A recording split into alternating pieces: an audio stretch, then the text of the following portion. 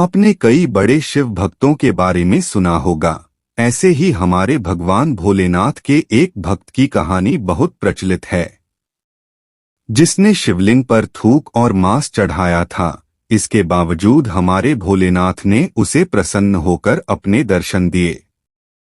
चलिए हम आपको विस्तार से यह कहानी बताते हैं। एक बार थिम्मन नाम का शिकारी जंगल में शिकार के लिए निकला।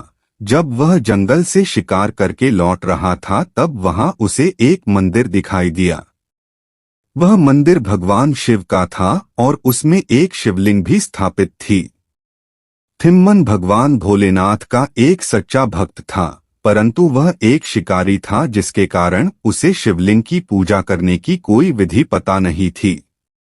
उसके पास शिवलिंग को अर्पण करने के लिए मांस के अलावा कुछ भी नहीं था, जिससे उसने वह मांस ही शिवलिंग पर चढ़ा दिया और फिर वहां से चला गया।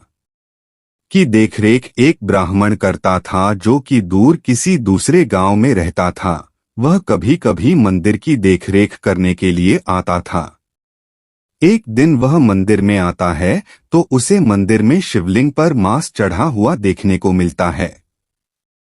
यह सब देखकर उसे बहुत दुख होता है। इसके बाद ब्राह्मण जब भी मंदिर में आता था तो उसे मांस वैसे ही शिवलिंग पर चढ़ा हुआ मिलता था।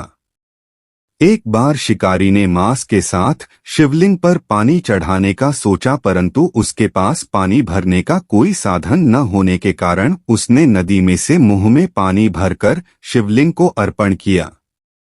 दूसरे दिन जब वह मंदिर का ब्राह्मण आया तो उसे यह सब देखकर बहुत दुख हुआ।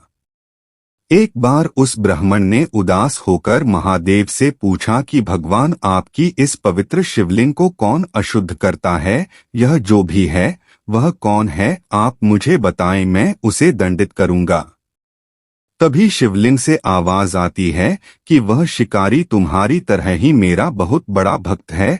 वह खुशी से जो भी चलाता है मैं उसे स्वीकार कर लेता हूँ। और महादेव ने यह भी कहा, अगर तुम उसकी भक्ति देखना चाहते हो तो 3 झाड़ी के पीछे छुप जाओ। और उसने ऐसा ही किया। वह एक झाड़ी के पीछे छुप गया और शिकारी को देखने लगा।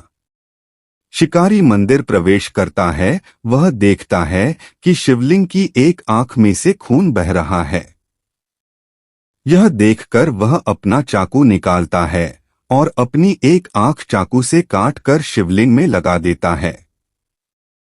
के बाद शिवलिंग की दूसरी आग में श्री खून निकलने लगता है। यह देखकर उसने फिर से चाकू निकाला, लेकिन वह सोचने लगा कि अगर मैंने दूसरी आंख भी काट के लगा दी तो मैं शिवलिंग को कैसे देखूंगा।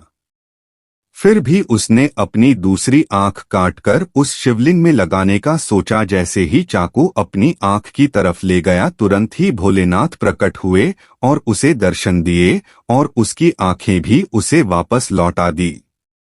इसके बाद भगवान भोलेनाथ ने उन्हें आशीर्वाद दिया कि संसार के लोग तुम्हें अब कन्नापा नयनार नाम से जानेंगे। वह ब्राह्मण यह सब देखता रहा।